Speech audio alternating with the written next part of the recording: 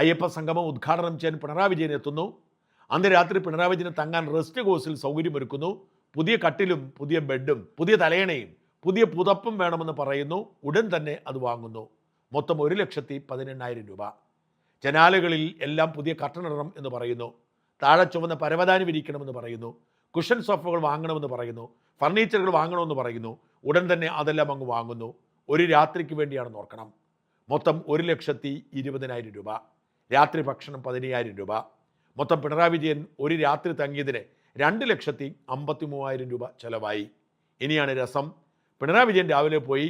പക്ഷേ പിണറായി വിജയന് വേണ്ടി വാങ്ങിയ മേൽപ്പറഞ്ഞ കട്ടിലും ബെഡും മറ്റ് സാമഗ്രികളും പിന്നീട് അവിടെ കാണാൻ കഴിഞ്ഞില്ല. അന്വേഷണത്തിലും കണ്ടില്ല എന്നാണ് കോടതിയിൽ സമർപ്പിച്ച ഓഡിറ്റ് റിപ്പോർട്ടിൽ പറയുന്നത്. നമസ്കാരം. 2026 നടക്കാനിരിക്കുന്ന നിയമസഭാ തെരഞ്ഞെടുപ്പിൽ അധികാരം തിരിച്ചുപിടിച്ച് 3.0 ആവർത്തിച്ച് തുടർ ഭരണം നേടാൻ എന്നുള്ള ഉദ്ദേശത്തോടുകൂടി തിരുവിതാംകൂർ ദേവസ്വം ബോർഡിന്റെ പ്ലാറ്റിനം ജൂബിലിയോടനുബന്ധിച്ച് നടത്തുന്ന പരിപാടി എന്ന രീതിയിലാണ് മുഖ്യമന്ത്രി പിണറായി വിജയനും ദേവസ്വം വകുപ്പ് മന്ത്രി വാസവനും തിരുവിതാംകൂർ ദേവസ്വം ബോർഡും ചേർന്ന് പമ്പാമണപ്പുറത്ത് ആഗോള അയ്യപ്പ സംഗമം സംഘടിപ്പിച്ചത്. നാട് മുഴുവൻ പിണറായി വിജയന്റെ വലിയ തല അടിച്ച് ഫ്ലക്സ് അടിച്ചു വെച്ച് വലിയ PR വർക്ക് ചെയ്ത് തന്നെയാണ് ആഗോള അയ്യപ്പ സംഗമം പമ്പയിൽ കൊട്ടിഘോഷിച്ച് ധൂർത്തിന്റെ മാമാങ്കമായി നടത്തിയത്.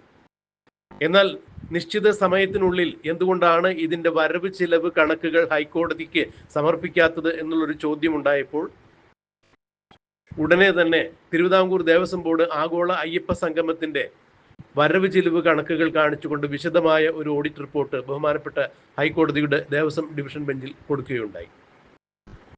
ഈ ഓഡിറ്റ് റിപ്പോർട്ട് പുറത്തു വന്നു മാധ്യമങ്ങൾക്ക് കിട്ടിയപ്പോഴാണ് തിരുവിതാംകൂർ ദേവസ്വം ബോർഡിന്റെ പ്ലാറ്റിനം ജൂബിലിയോടനുബന്ധിച്ച് നടത്തുന്നു എന്ന് പറഞ്ഞുകൊണ്ട് സർക്കാർ മുൻകൈയെടുത്ത് സർക്കാരിന്റെ വികസന നേട്ടങ്ങൾ ജനങ്ങളിലേക്ക് എത്തിക്കുക, ശബരിമലയിൽ സ്ത്രീ പ്രവേശത്തെ തുടർന്ന് അകന്നുപോയ അയ്യപ്പ ഭക്തന്മാരുടെ വോട്ടുകൾ നേടി 2026 നിയമസഭാ തെരഞ്ഞെടുപ്പിൽ വീണ്ടും അധികാരത്തിൽ വരിക എന്നുള്ള ഉദ്ദേശത്തോടു കൂടി പിണറായി വിജയനും മന്ത്രി വാസവനും ഇടതുപക്ഷവും എല്ലാം ചേർന്ന് ശബരിമലയിൽ നടത്തിയ ആഗോള അയ്യപ്പ സംഗമം ആഗോള തട്ടിപ്പിന്റെ ക്രമക്കേടിന്റെ അഴിമതിയുടെ വൻ സംഗമമായിരുന്നു എന്നുള്ള വാർത്ത പുറത്തു വരുന്നത്.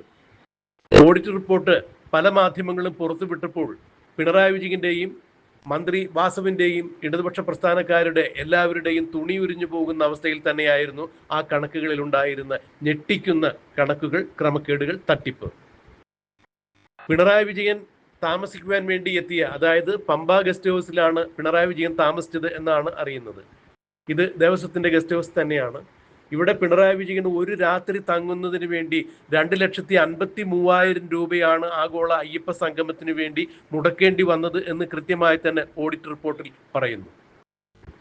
അതായത് പിണറായി വിജയന് താമസിക്കുന്നതിന് വേണ്ടി പമ്പ ഗസ്റ്റ് ഹൗസിലെ പഴയ കട്ടിലുകൾ മാറ്റുന്നു, കുഷ്യൻ സോഫകൾ കൊണ്ടുവരുന്നു, പുതിയ കട്ടിൽ വാങ്ങുന്നു, പുതിയ മെത്ത വാങ്ങിക്കുന്നു, തലയണ വാങ്ങിക്കുന്നു, പുതപ്പ് വാങ്ങിക്കുന്നു, ജനാലകളിലെ കർട്ടനുകൾ മാറ്റുന്നു, താഴെ ചുവന്ന പരവതാനി വിരിക്കുന്നു, രാത്രി 5 സ്റ്റാർ ഫുഡ് ഒരുക്കുന്നു എന്നൊക്കെ തന്നെയുള്ള രീതിയിലുള്ള കണക്കുകളാണ് പുറത്തു വന്നത്. അതായത് കേവലം ഒരു രാത്രി താമസിക്കുന്നതിന് വേണ്ടി പിണറായി വിജയന്, അതായത് കേരളത്തിന്റെ ബഹുമാന്യനായ മുഖ്യമന്ത്രി, ഒരു രാത്രി ആഗോള അയ്യപ്പ സംഗമത്തിന് വേണ്ടി പമ്പയിൽ വന്ന് താമസിപ്പിച്ചപ്പോൾ, അല്ലെങ്കിൽ അദ്ദേഹത്തിന് താമസം ഒരുക്കുന്നതിന് വേണ്ടി ചിലവായ തുക 2,53,000 ആണ് എന്ന് പറയുമ്പോൾ ഇതേ മട്ടിൽ തന്നെ ആഗോള അയ്യപ്പ സംഗമത്തിന്റെ കണക്കുകൾ പെരുകിയാണ് പോയത്. അത് 10 കോടിയിൽ ചെന്നെത്തി നിൽക്കുന്നു എന്നുള്ള ഞെട്ടിക്കുന്ന വിവരം പുറത്തു വന്നപ്പോൾ മന്ത്രി വാസവനും ഇടതുപക്ഷത്തിന്റെ സംസ്ഥാന അധ്യക്ഷനുമായ MV ഗോവിന്ദൻ അടക്കം ഇപ്പോൾ പറയുന്നു, ആഗോള അയ്യപ്പ സംഗമം നടത്തിയത് തിരുവിതാംകൂർ ദേവസ്വം ബോർഡാണ്, സർക്കാരിന് അതിൽ പങ്കൊന്നുമില്ല, സർക്കാർ പോയി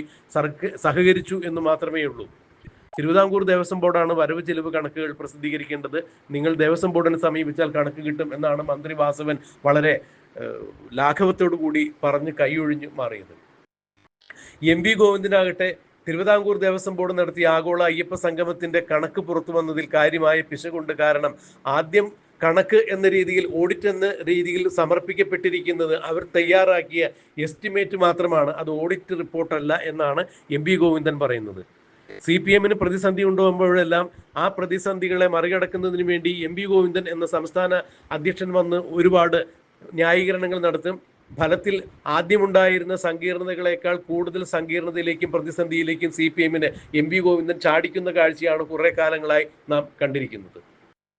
ഈ അടുത്ത കാലത്തും MP ഗോവിന്ദൻ്റെതായ ഒരു പ്രസ്താവന പുറത്തു വന്നിട്ടുണ്ടായിരുന്നു. LDF തുടർന്നും കേരളത്തിൽ അധികാരത്തിലെത്തുകയാണെങ്കിൽ പാവങ്ങൾ എന്ന പദം ഡിക്ഷണറിയിൽ നിന്ന് പോലും നീക്കം ചെയ്യും, പാവങ്ങൾ എന്ന പദം നീക്കം ചെയ്യും എന്നാണ് പറഞ്ഞത്. വിക്ടർ ഹ്യൂഗോയുടെ പാവങ്ങൾ എന്ന പുസ്തകത്തിന്റെ പേര് പോലും MP ഗോവിന്ദൻ മാറ്റുമോ എന്നുള്ളത് അറിയില്ല. അത്രത്തോളം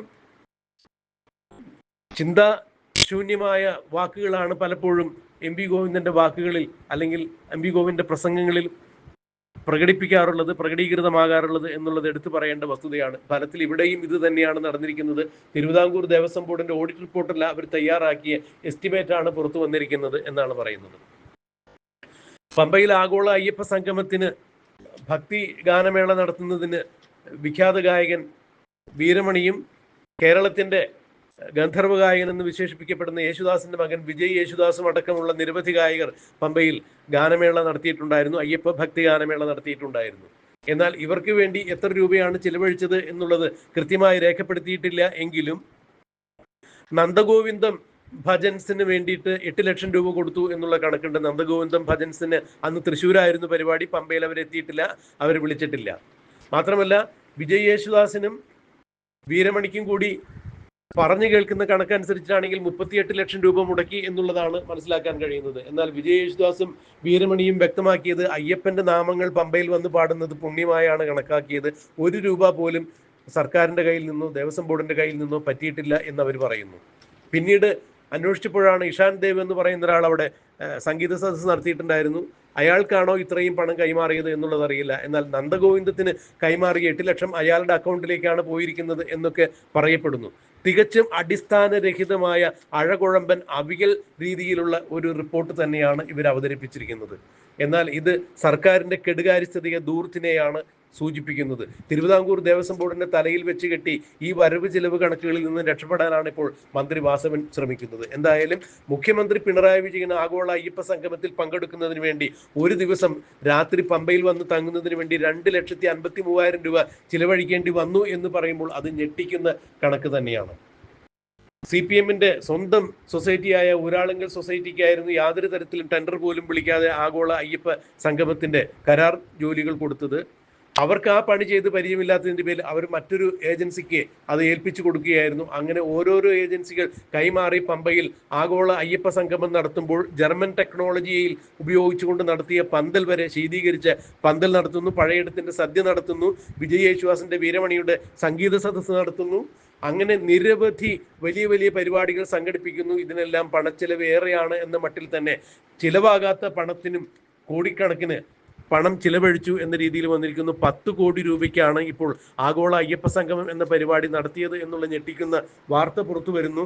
4,50,00,000 ഇനിയും ഇതിൽ കൊടുത്തു തീർക്കാനുണ്ട് എന്ന് പറയുമ്പോൾ തീർച്ചയായും ഞെട്ടിക്കുന്ന ക്രമക്കേടിന്റെ, അഴിമതിയുടെ, ധൂർത്തിന്റെ ആഗോള അയ്യപ്പ സംഗമം ആണ് നടത്തിയത്. അല്ലെങ്കിൽ അയ്യപ്പനെ പിടിച്ചുകൊണ്ട് അയ്യപ്പന്റെ പേരിൽ വൻ തട്ടിപ്പാണ് പിണറായി വിജയൻ സംഗമം നടത്തിയത് എന്ന് മനസ്സിലാക്കാൻ സാധിക്കും. മുഖ്യമന്ത്രിക്ക് മാത്രം 2,53,000 രൂപ ഒരു രാത്രി തങ്ങുന്നതിന് വേണ്ടി മുടക്കി എന്ന് പറയുമ്പോൾ ഒരു രാത്രി ഭക്ഷണത്തിന് മുഖ്യമന്ത്രിക്ക് 15,000 രൂപ കൊടുക്കേണ്ടി വന്നു, അല്ലെങ്കിൽ അത്രയും പൈസ കൊടുത്താണ് ഭക്ഷണം കഴിച്ചത് എന്നൊക്കെ പറയുമ്പോൾ അതിന്റെ വാസ്തവം അന്വേഷിക്കപ്പെടേണ്ട കാര്യം തന്നെയാണ്. ഇതിലെല്ലാം ഉപരിയായി ബഹുമാനപ്പെട്ട ഹൈക്കോടതിയിൽ സമർപ്പിക്കപ്പെട്ടിരിക്കുന്ന ഈ റിപ്പോർട്ടിൽ പറഞ്ഞിരിക്കുന്നത് മുഖ്യമന്ത്രിക്ക് വേണ്ടി 1,11,000 രൂപയുടെ പുതിയ കട്ടിലും മെത്തയും തലയിണയും പുതപ്പുമെല്ലാം വാങ്ങി എന്ന് പറയുമ്പോൾ ഇതിപ്പോൾ അവിടെ കാണുന്നില്ല എന്ന് തന്നെയാണ് ഓഡിറ്റ് റിപ്പോർട്ടിൽ പറഞ്ഞിരിക്കുന്നത്. എങ്ങോട്ട് പോയി എന്നുള്ളത് അന്വേഷിച്ചിട്ടും കണ്ടെത്താൻ പറ്റിയിട്ടില്ല എന്ന് പറയുമ്പോൾ ആരൊക്കെയാണ് ഇത് ഈ മുതൽ അടിച്ചു മാറ്റിയിരിക്കുന്നത്? കള്ളൻ കപ്പലിൽ തന്നെ എന്ന് പറയുമ്പോൾ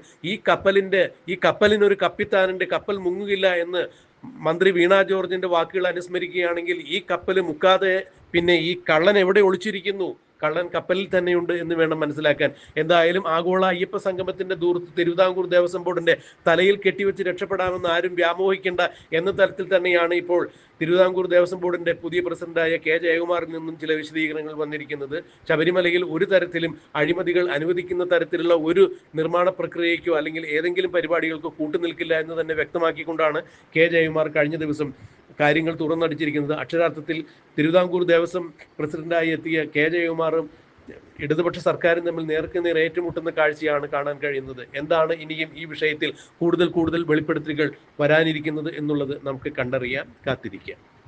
അയ്യപ്പ സംഗമം ഉദ്ഘാടനം ചെയ്യാൻ പിണറായി വിജയൻ എത്തുന്നു. അന്ന് രാത്രി പിണറായി വിജയന് തങ്ങാൻ റെസ്റ്റ് ഹൗസിൽ സൗകര്യമൊരുക്കുന്നു. പുതിയ കട്ടിലും പുതിയ ബെഡും പുതിയ തലയണയും പുതിയ പുതപ്പും വേണമെന്ന് പറയുന്നു. ഉടൻ തന്നെ അത് വാങ്ങുന്നു. മൊത്തം 1,18,000 രൂപ. ജനാലകളിൽ എല്ലാം പുതിയ കർട്ടനിടണം എന്ന് പറയുന്നു. താഴെ ചുവന്ന പരവതാനി വിരിക്കണമെന്ന് പറയുന്നു. കുഷൻ സോഫകൾ വാങ്ങണമെന്ന് പറയുന്നു. ഫർണിച്ചറുകൾ വാങ്ങണമെന്ന് പറയുന്നു. ഉടൻ തന്നെ അതെല്ലാം അങ്ങ് വാങ്ങുന്നു. ഒരു രാത്രിക്ക് വേണ്ടിയാണെന്ന് ഓർക്കണം. മൊത്തം 1,20,000 രൂപ. രാത്രി ഭക്ഷണം 15,000 രൂപ. മൊത്തം പിണറായി വിജയൻ ഒരു രാത്രി തങ്ങിയതിന് 2,53,000 രൂപ ചെലവായി. ഇനിയാണ് രസം. പിണറായി വിജയൻ രാവിലെ പോയി. പക്ഷേ പിണറായി വിജയന് വേണ്ടി വാങ്ങിയ മേൽപ്പറഞ്ഞ കട്ടിലും ബെഡും മറ്റ് സാമഗ്രികളും പിന്നീട് അവിടെ കാണാൻ കഴിഞ്ഞില്ല. അന്വേഷണത്തിലും കണ്ടില്ല എന്നാണ് കോടതിയിൽ സമർപ്പിച്ച ഓഡിറ്റ് റിപ്പോർട്ടിൽ പറയുന്നത്.